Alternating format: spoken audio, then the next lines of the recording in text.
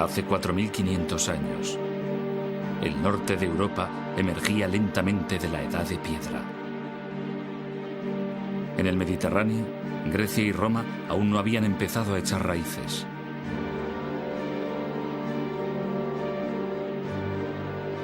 Mesopotamia todavía estaba muy lejos de la llegada del gran imperio asirio. Pero en el sur, en la zona nororiental de África, tomaba cuerpo algo sin paralelo en la antigüedad.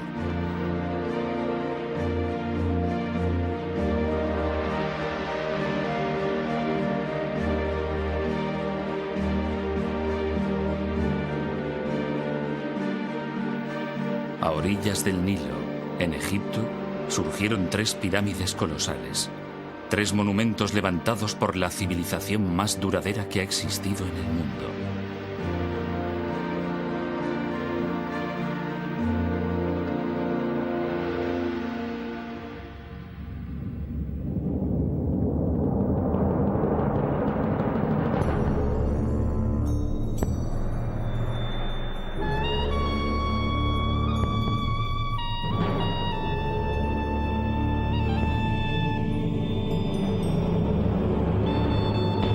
Egipto.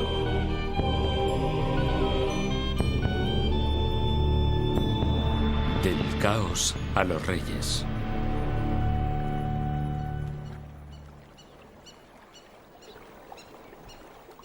Cuando el historiador griego Heródoto visitó Egipto, 4 siglos y medio antes de nuestra era, quedó impresionado.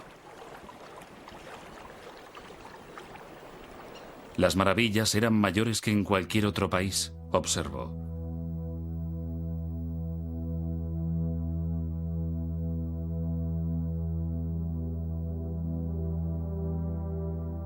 Había pirámides más altas que cualquier construcción levantada en el mundo.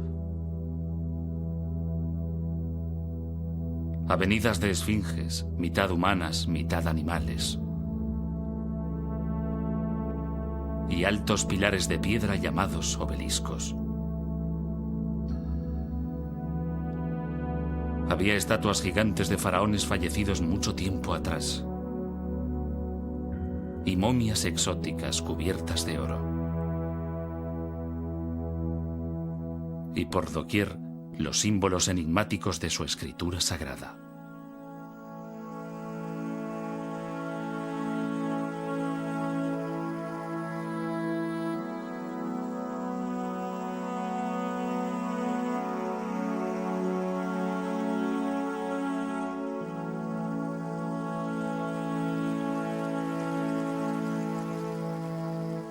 Aquí, llegada de los abismos del tiempo, había una civilización que había florecido durante más de 3000 años. Para los antiguos, Egipto ya era antiguo.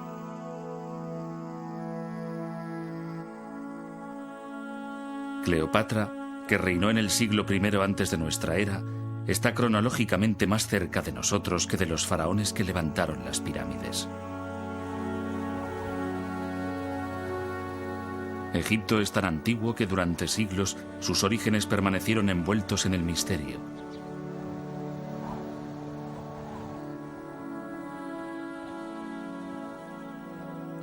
Incluso los propios egipcios no tenían una idea precisa de su antigüedad ni de su origen.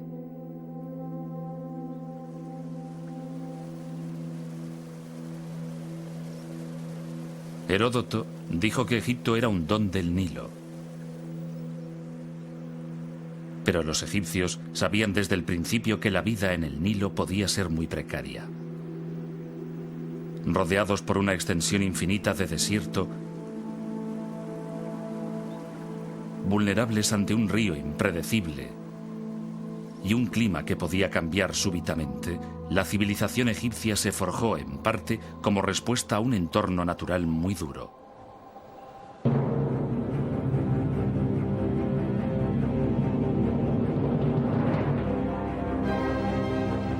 Los egipcios lo llamaban caos. Acechando en la oscuridad, había fuerzas poderosas que esperaban ser liberadas.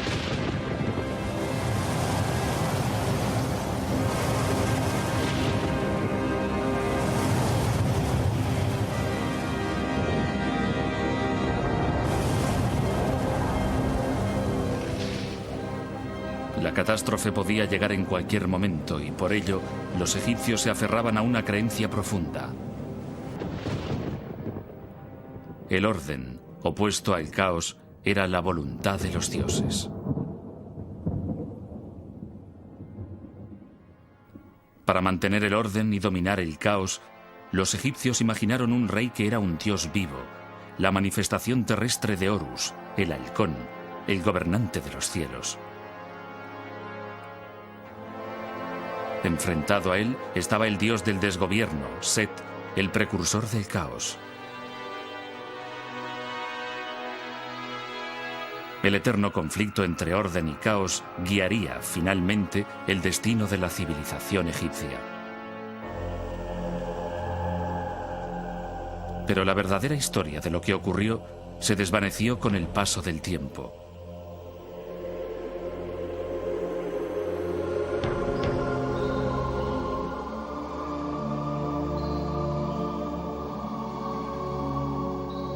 En el crepúsculo de la grandeza de Egipto, hacia el año 300 antes de nuestra era, un sacerdote llamado Manetón inició la titánica tarea de compilar la primera historia completa de Egipto.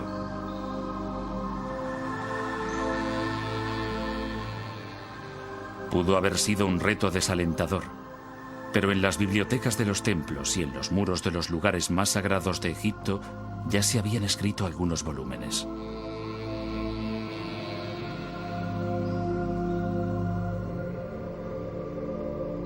Unos 1000 años antes del nacimiento de Manetón, el faraón Setos I construyó un templo en Abido dedicado a Osiris, el dios de los muertos.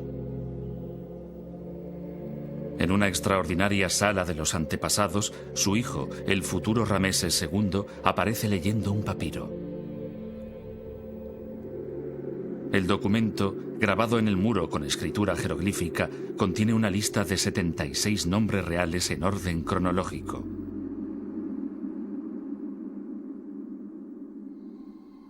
Cada nombre está rodeado por un estilizado anillo de cuerda. Este símbolo, llamado por los egiptólogos cartucho, identifica a un faraón.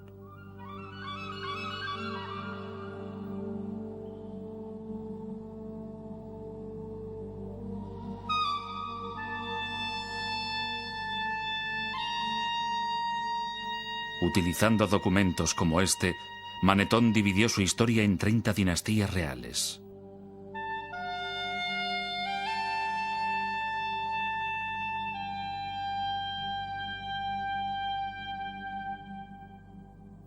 El rey Menes fundó la primera dinastía egipcia hacia el año 3100 antes de nuestra era.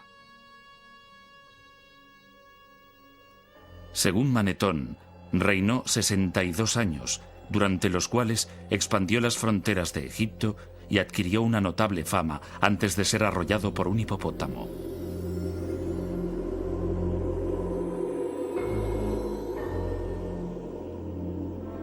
Antes del reinado de Menes, Egipto había sido gobernado por unos semidioses llamados espíritus de los muertos.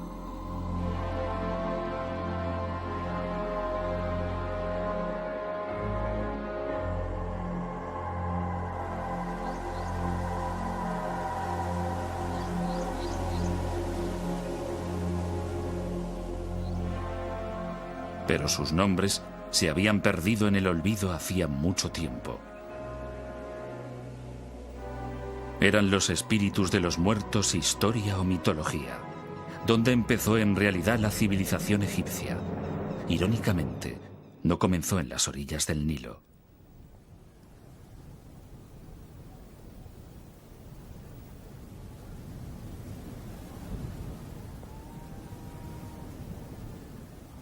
A más de 100 kilómetros al oeste del río, en el desierto del Sahara, el calor es tan sofocante y la sequedad tan pronunciada que la lluvia se evapora antes de llegar al suelo.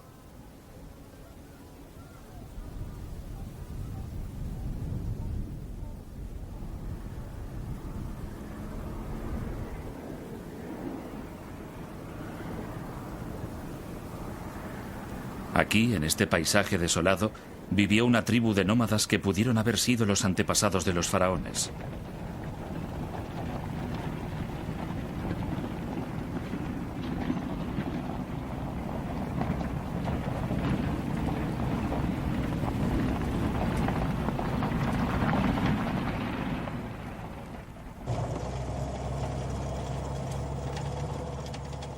Fred Wendorf, de la Universidad Metodista del Sur, de Dallas, Texas, dirige un equipo internacional de arqueólogos que han batido el desierto buscando rastros de la presencia del hombre.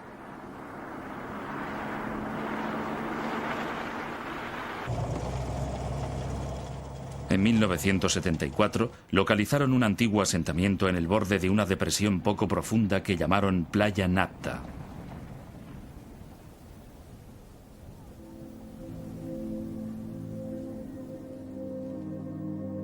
El Sahara no fue siempre seco y árido. Las fechas obtenidas por radiocarbono revelan que, hacia el año 8000 antes de nuestra era, el monzón tropical africano se desplazó hacia el norte, dando lugar a la caída de lluvias torrenciales en el desierto y a la formación de lagos estacionales. Uno de estos lagos fue Playa Napta. Aquí, rodeados por zonas de pastos para alimentar a su ganado, la gente podía protegerse del calor y de las variaciones climáticas del desierto.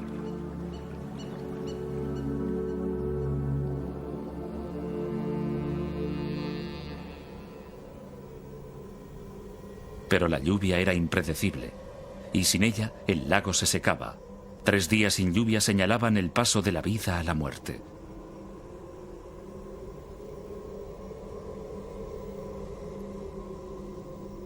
Cuando la supervivencia estaba en entredicho, sucedió algo sorprendente.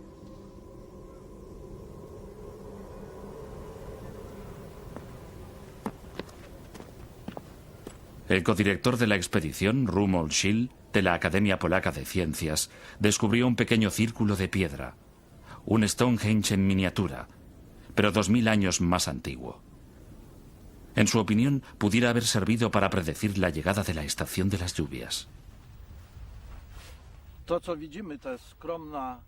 Este humilde montón de piedras que se ve aquí es, en realidad, uno de los calendarios más antiguos que conocemos. Consistía en un anillo y 2 alineaciones de piedras verticales que yo llamo puertas. Pueden verse aquí y allí, y una de las alineaciones señala exactamente el norte. La otra, que se ve aquí, orientada en esta dirección, señala la posición del Sol el 21 de junio. Este día comienza el verano, comienza la estación de las lluvias en esta franja de África.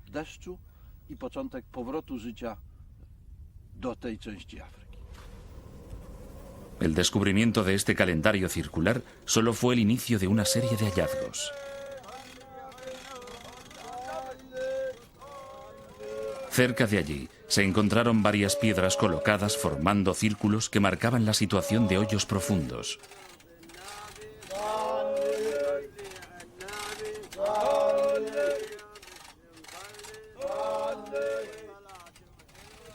Las piedras, algunas de las cuales pesaban más de 1,5 toneladas, no procedían de Playa Napta, habían sido llevadas hasta aquí desde una lejana cantera. Para los habitantes del desierto, transportar grandes piedras y levantarlas era algo que requería un inmenso esfuerzo y mucha organización. Siendo así, ¿por qué lo hicieron?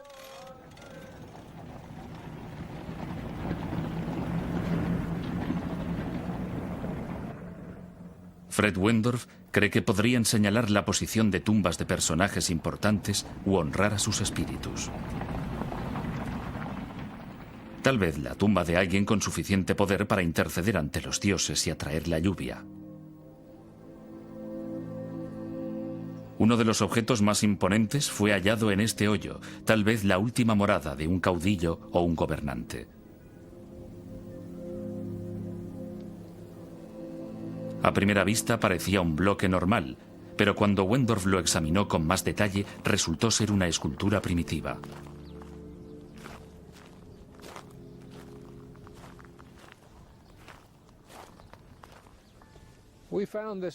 Encontramos esta piedra de enormes dimensiones y muy bien labrada en este hoyo, 1 metro por encima de una gran roca que tiene forma de hongo y que le servía de base.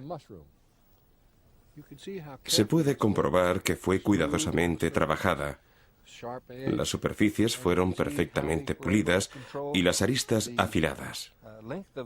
También se aprecia que sabían cómo controlar el tamaño del bloque haciendo las incisiones que se ven en esta cara.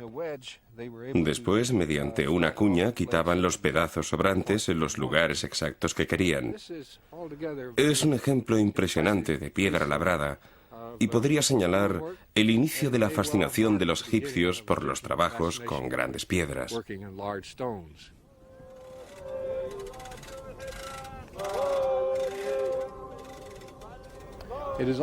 También es una prueba importante de la existencia de diferentes estratos sociales, porque se necesitó habilidad para controlar a la multitud de hombres dedicados a dar forma al bloque y ponerlo en una posición que encajara con la piedra que lo sustentaba. Para ello fue necesario que un gran número de hombres trabajara durante un largo periodo de tiempo, lo cual indica que quien los mandaba tenía una categoría superior a la de los demás. Aquí, hace 7000 años, los primeros y toscos monumentos de Egipto surgieron del desierto para honrar a un rey caído y para llevar orden al caos.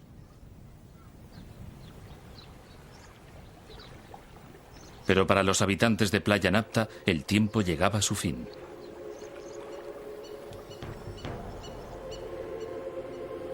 Hacia el año 5000 antes de nuestra era, el monzón de verano volvió a cambiar de ruta, dirigiéndose ahora hacia el sur.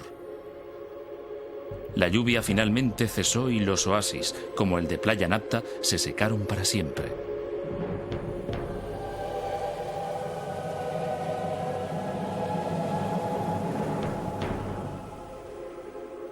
Obligados a abandonar el desierto, sus habitantes tomaron el camino del este, hacia el Nilo.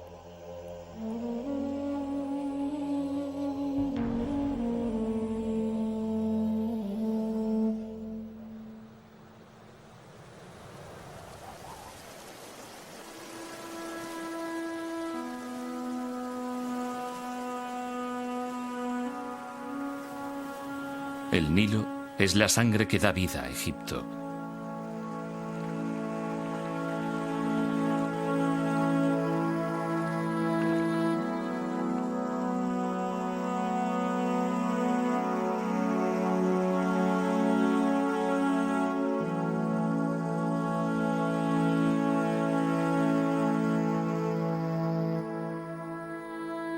Desde su nacimiento, en las profundidades del este africano, el río fluye hacia el norte durante unos 6000 kilómetros antes de llegar a Egipto, donde forma un oasis que se extiende a lo largo de unos 900 kilómetros. En los últimos 150 kilómetros se despliega en un amplio delta antes de desembocar en el mar Mediterráneo.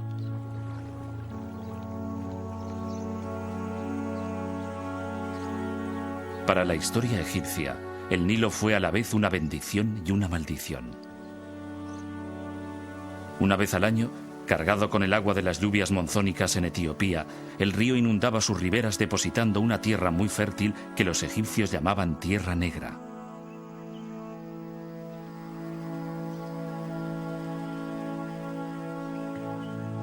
Sin el río, Egipto sería estéril.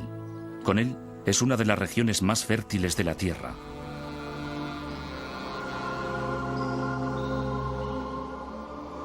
Pero en el pasado, el río era tan impredecible como la lluvia en el desierto. Una crecida demasiado alta podía arrasar aldeas. En cambio, si era demasiado baja, ocasionaba hambre.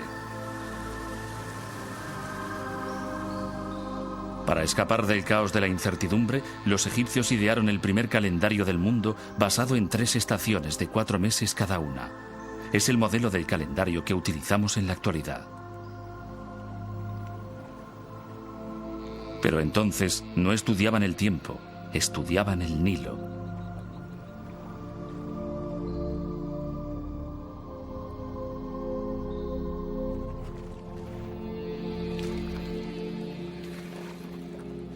La estación de la crecida se llamaba inundación. En invierno, cuando el agua se retiraba, se procedía a cultivar la tierra emergente. Durante la estación seca, cuando el Nilo estaba en su nivel más bajo, se realizaba la cosecha.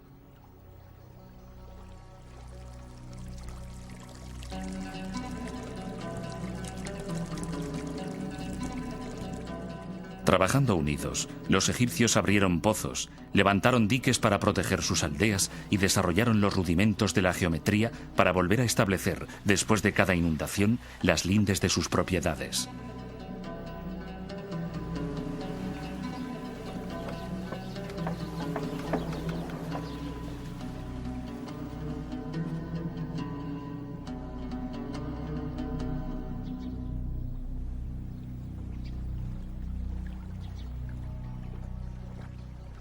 En el año 4000 antes de nuestra era, cuando los habitantes de Playa Napta ya se habían instalado en el valle del Nilo, empezaron a aparecer los primeros indicios de la civilización egipcia. Alfarería bellamente decorada. Paletas en forma de animales para mezclar cosméticos.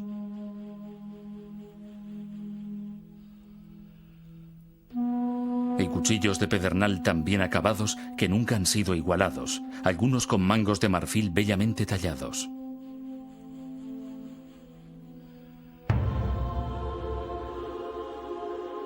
Gradualmente, entre los años 4000 y 3000 antes de nuestra era, emergieron dos poderosos reinos. Al discurrir el río de sur a norte, el reino que floreció en el delta del Nilo recibe el nombre de Bajo Egipto, la tierra de las plantas de papiro. El reino del Alto Egipto, la tierra del loto, se desarrolló en el valle del Nilo. Los símbolos de las dos tierras se entrelazan a través de la historia egipcia. Significan la unión de dos territorios para formar la primera gran civilización del mundo.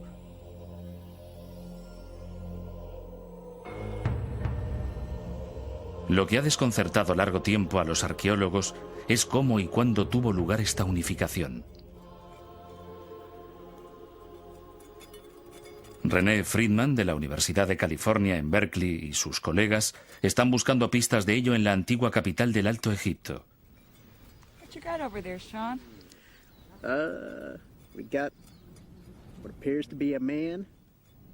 Llamada por los griegos Hieracómpolis, la ciudad del halcón, fue la primera ciudad egipcia.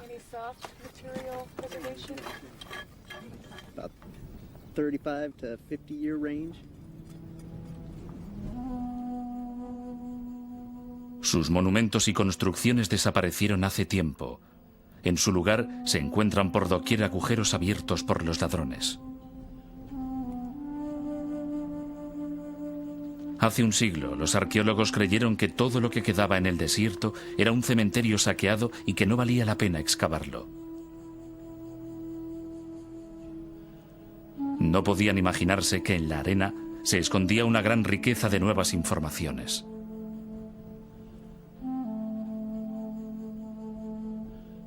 Recientes descubrimientos muestran que hace 5500 años Hieracómpolis era uno de los asentamientos más importantes que se levantaban a orillas del Nilo.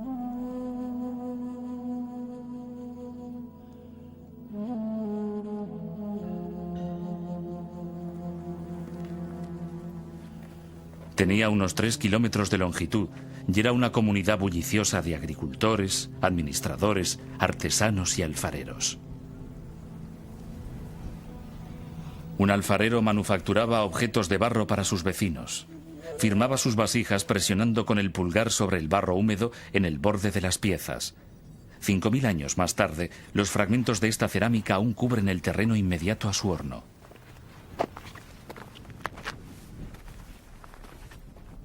A causa de un grave accidente, todavía es posible identificar su casa.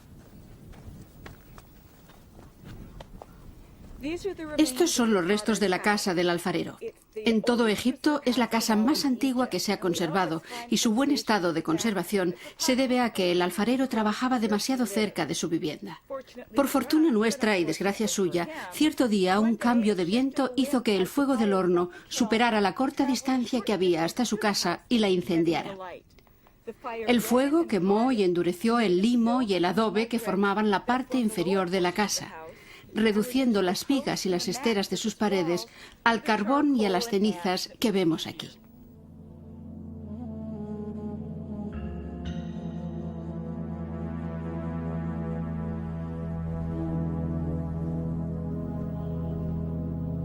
En la parte norte de la ciudad había un vasto complejo industrial donde se hallaban panaderías, graneros para almacenar trigo y las primeras cervecerías conocidas de Egipto. Pero el edificio más importante de Hieracómpolis fue descubierto en 1985, cuando los arqueólogos encontraron varios agujeros de 1,80 m de profundidad, lo suficientemente grandes como para alojar unas inmensas columnas de madera de 6 metros de altura. Estas columnas formaban la fachada de un santuario inmenso que debía dominar el complejo del templo y toda la ciudad de Hieracómpolis.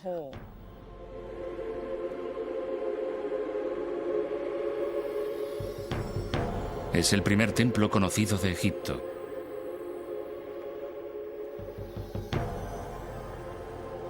En ninguna parte era más evidente el poder del faraón. Durante las ceremonias rituales, el faraón, sentado en su trono, asistía al sacrificio de animales al dios halcón Horus, el patrón de todos los futuros reyes de Egipto.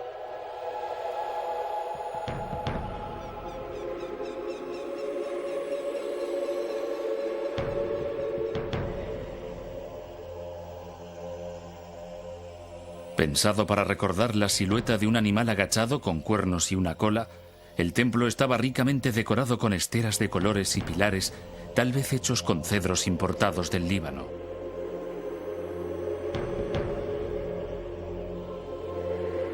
Fue el prototipo de todos los grandes complejos de templos que se construirían en el futuro y dominaba el paisaje de Hieracómpolis.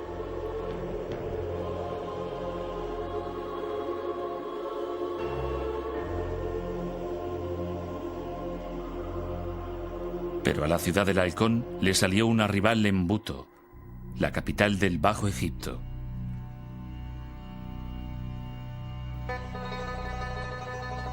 Situada al norte del Cairo moderno, en el delta del Nilo, todo lo que queda de Buto es un enorme montículo de tierra y escombros. Y estas piedras y estatuas que datan de 2000 años después.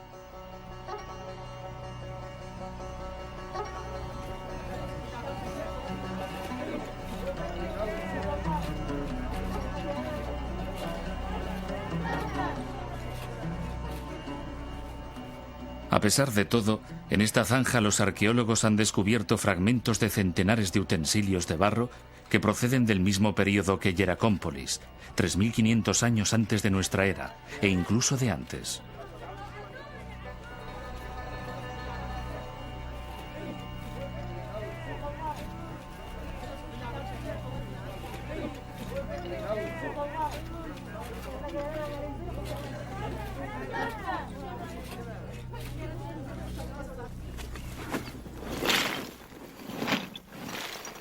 Dina Faltings, del Instituto Arqueológico Alemán, es la responsable de la excavación y una experta en el estudio de cerámica antigua. Reuniendo fragmentos y comparándolos con la cerámica de Hieracómpolis, realizó un descubrimiento sorprendente.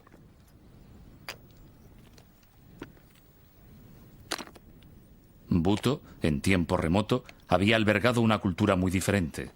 Los utensilios de Buto no alcanzaban la perfección de los del Alto Egipto.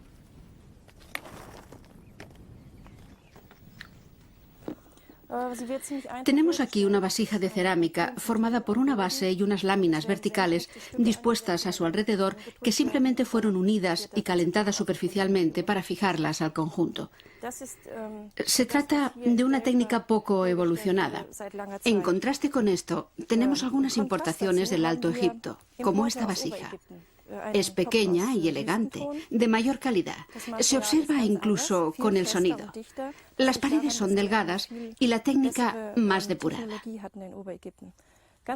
En el Alto Egipto tenían mejores hornos y evidentemente los habitantes del Bajo Egipto que hicieron estas vasijas lo sabían. Trataron de imitarlos, pero como su conocimiento del oficio y su desarrollo técnico eran inferiores, Los resultados fueron deficientes, como ponen de manifiesto estas vasijas que hemos encontrado.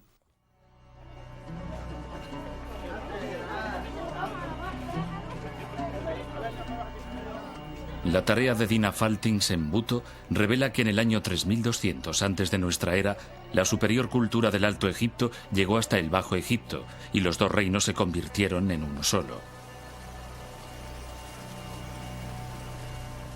¿Pero fue una transformación pacífica?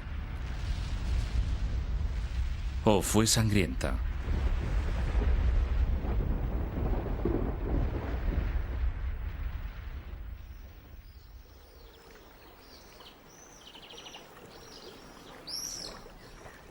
La unión de los dos reinos, que se extendía a lo largo del Nilo, era un punto de referencia en la evolución de la civilización egipcia.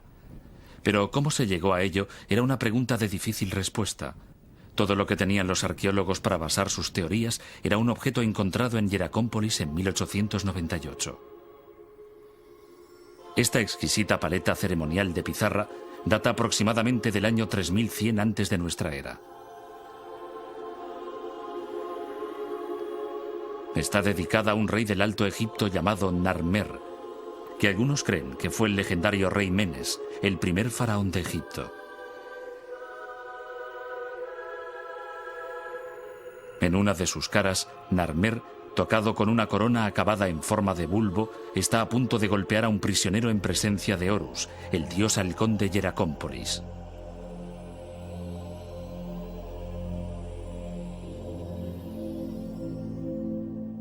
En la otra cara de la paleta, Narmer, tocado con una corona adornada con una lengua enroscada, aparece en una procesión que se dirige hacia unos prisioneros decapitados. Dos leones, con sus largos cuellos entrelazados, simbolizan la unificación. La clave para entender la paleta de Narmer son las coronas.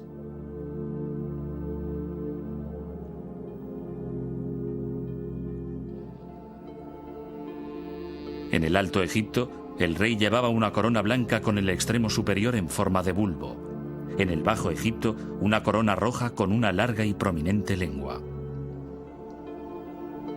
Juntas forman una doble corona que significa que el faraón se ha convertido en el señor de las dos tierras.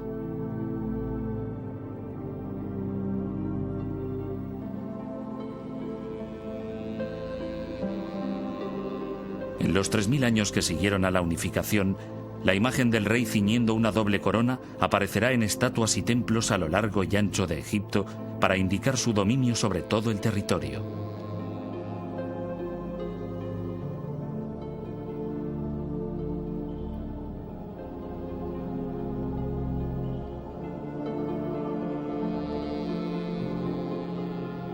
La paleta de Narmer parece confirmar que la unificación se llevó a cabo después de una conquista sangrienta.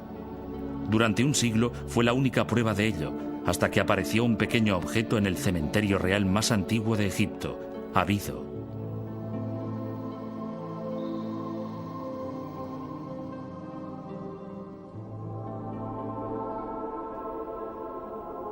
Considerada la última morada de Osiris, el rey de los muertos, el suelo está literalmente cubierto por fragmentos de cerámica, restos de las ofrendas a uno de los más importantes dioses de Egipto.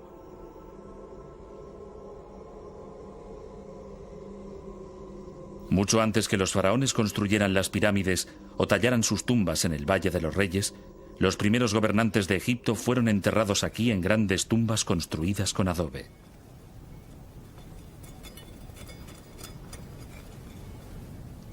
Cuidadosamente estudiado a finales del siglo pasado y comienzos de este, se creyó que el cementerio de Abido había desvelado todos sus secretos hasta que en 1977 el arqueólogo alemán Günther Dreyer volvió a excavar en el emplazamiento.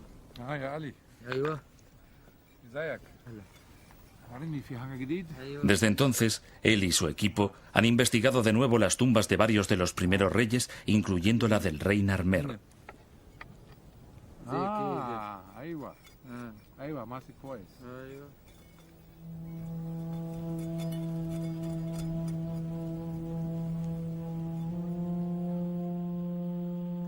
Dreyer se emocionó ante el descubrimiento de una etiqueta de marfil. Este tipo de etiquetas solían ponerse en las tinajas de aceite. Aunque la que encontró era pequeña, encerraba una gran sorpresa. Parecía representar el mismo acontecimiento que la paleta de Narmer. Es una etiqueta de marfil del rey Narmer, hallada cerca de su tumba.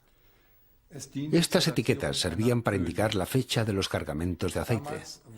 En aquella época, las fechas se indicaban con los nombres de los años y estos nombres se elegían basándose en los acontecimientos más importantes del año correspondiente. En este caso, es una victoria del rey Narmer sobre los pueblos del delta. Y obviamente, es el mismo acontecimiento representado en la paleta de Narmer. De ello podemos concluir que la paleta de Narmer hace referencia a un hecho histórico que tuvo lugar en un año determinado. Pero la etiqueta es solo una pieza de un rompecabezas. Otro descubrimiento realizado en Abido sugiere que el proceso de unificación había empezado mucho antes del reinado de Narmer, por lo menos 5 generaciones antes.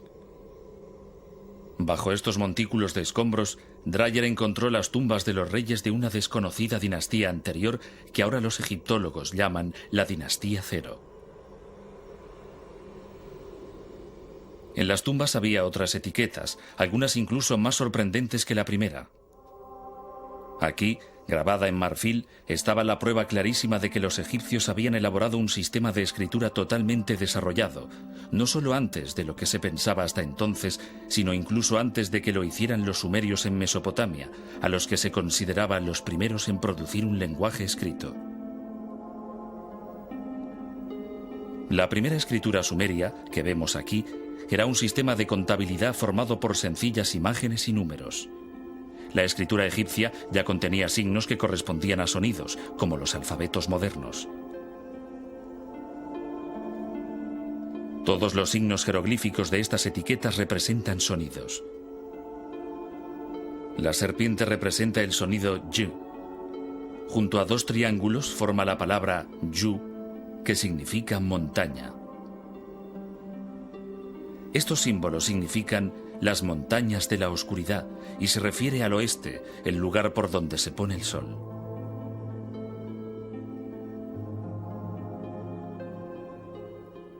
Los jeroglíficos de otras etiquetas indican que el rey ya recaudaba impuestos en el Alto y en el Bajo Egipto, una clara señal de que la unificación ya se había producido. Para consolidar el reino, se construyó una nueva capital en el punto de encuentro del Alto y el Bajo Egipto. Fundada por el rey Menes, que algunos egiptólogos creen que es el histórico rey Narmer, Memphis estaba destinada a ser la mayor ciudad del país.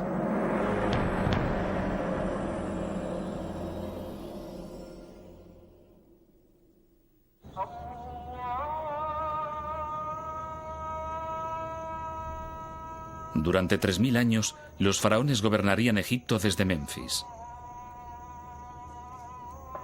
Hoy, de aquella ciudad solo quedan ruinas, pero nada que date de los tiempos del rey Narmer. Los egiptólogos hace tiempo que creen que la antigua capital siempre estuvo situada aquí.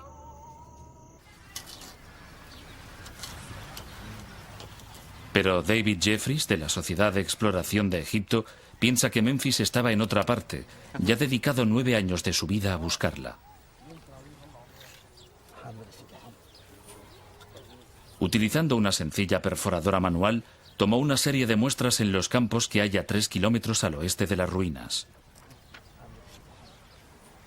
Los sondeos señalaron una importante capa de objetos situada a 3 metros de profundidad.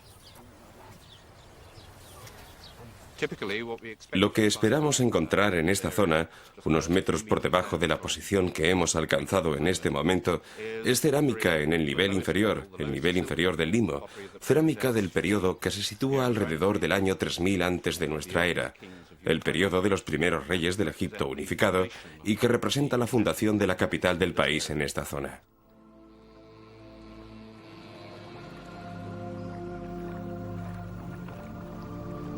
¿Cuál pudo ser la causa de que la primera capital de la nación, una gran ciudad con palacios y templos, casas y edificios administrativos, decidiera cambiar de emplazamiento? Dos grandes fuerzas naturales, el desierto y el Nilo. Ahora estamos en los límites del desierto occidental, mirando el valle del Nilo hacia los riscos orientales. Aquí el valle solo tiene 7 kilómetros de anchura.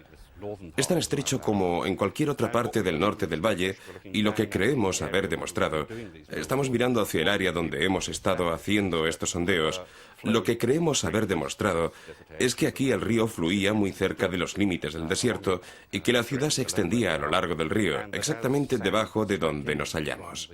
Y que al llegar la arena del desierto occidental y al mismo tiempo desplazarse el río hacia el este, la ciudad siguió el movimiento del río hasta donde hoy están las conocidas ruinas de Midrashina, a unos 3 kilómetros a través del valle. El caos de los cambios del Nilo, por una parte, y el crecimiento del desierto, por otra, persiguieron a los egipcios durante toda su historia.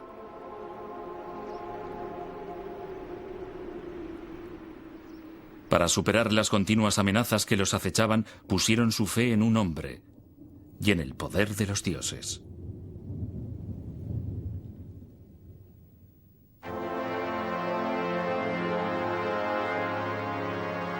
Para protegerse del desastre, los egipcios confirieron a su rey un poder absoluto y le adoraron como a un dios. Solo una divinidad podía hablar con los dioses y solo una divinidad podía alejar el caos. Para mantener el orden, llamado Maat, personificado por una diosa sentada con una pluma en la cabeza, el faraón realizaba rituales diarios. Para apaciguar a los dioses, construía lujosos templos provistos de comida, bebida y otras ofrendas.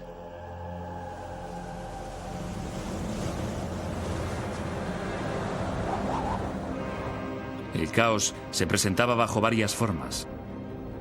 Podía manifestarse como una violenta tempestad de arena procedente del desierto o como un enemigo extranjero.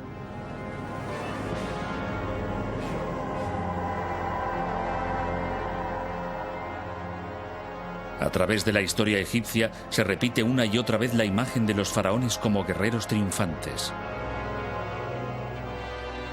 Esta de Rameses II se encuentra en un templo construido unos 2000 años después de que Narmer conquistara el Bajo Egipto.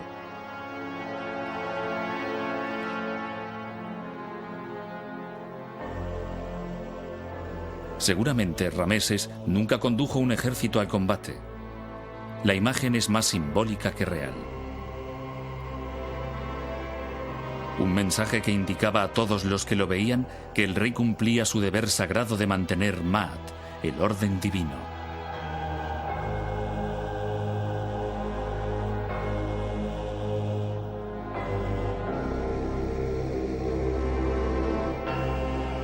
Parece más probable que los faraones supervisaran sus campañas militares a distancia.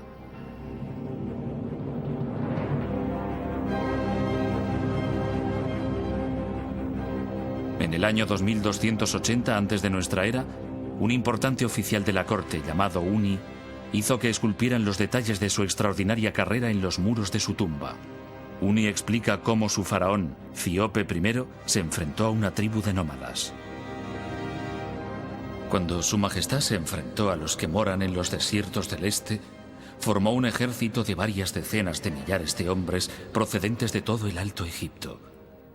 Había nobles, portadores del sello, caudillos y jefes de las ciudades. Yo era el que los dirigía.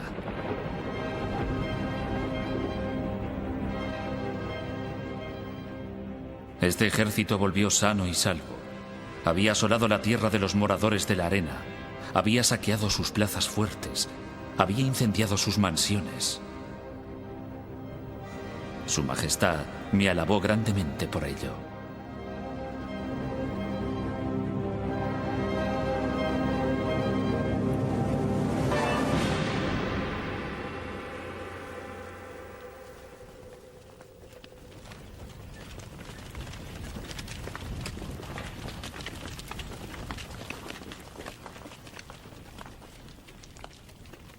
Con un tremendo poder y una gran fuerza destructora, el caos podía también surgir de la nada.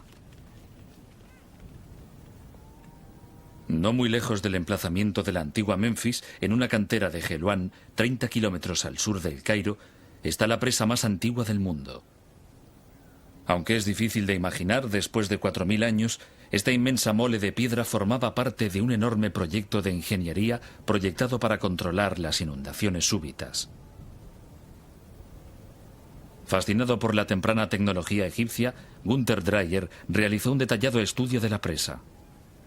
Calculó que 500 hombres tardaron 10 años en construirla, cargando hasta allí unas 184.000 toneladas de piedras.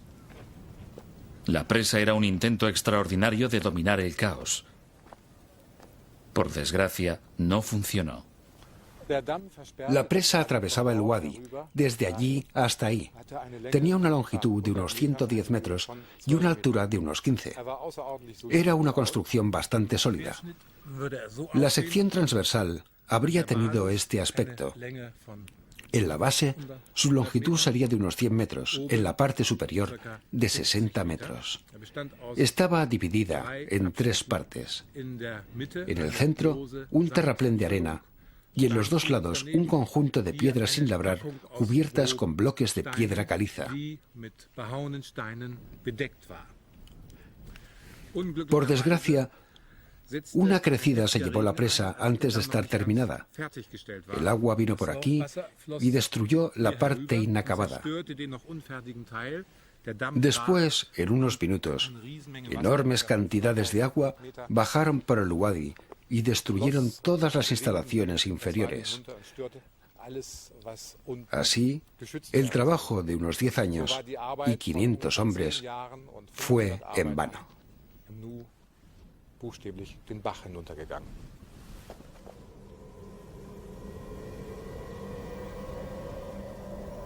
Para los egipcios que la construyeron, el desastre fue una trágica advertencia de lo destructivas que podían ser las fuerzas de la naturaleza y de la necesidad de una vigilancia constante.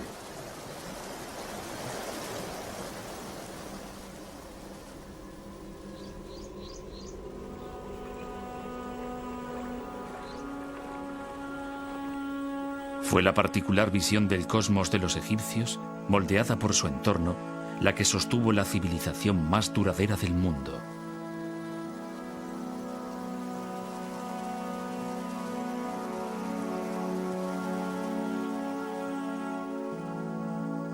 En el centro de todo ello estaba el faraón.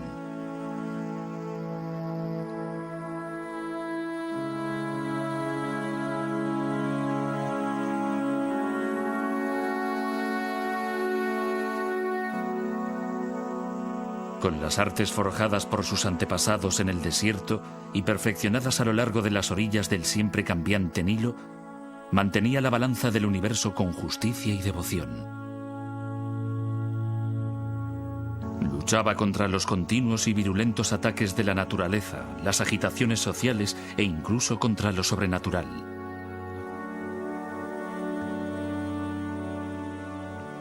Pero al final, había una última batalla contra el caos de la que nadie podía escapar. Aunque el faraón era un dios, también era un hombre.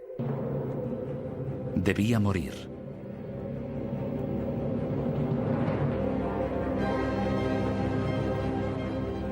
Para evitar la calamidad, ordenó a los egipcios que empezaran a acarrear grandes piedras hacia los límites del desierto.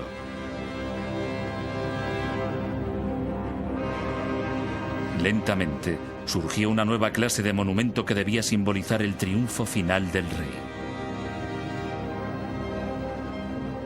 El triunfo de la vida eterna. Había empezado la era de las pirámides.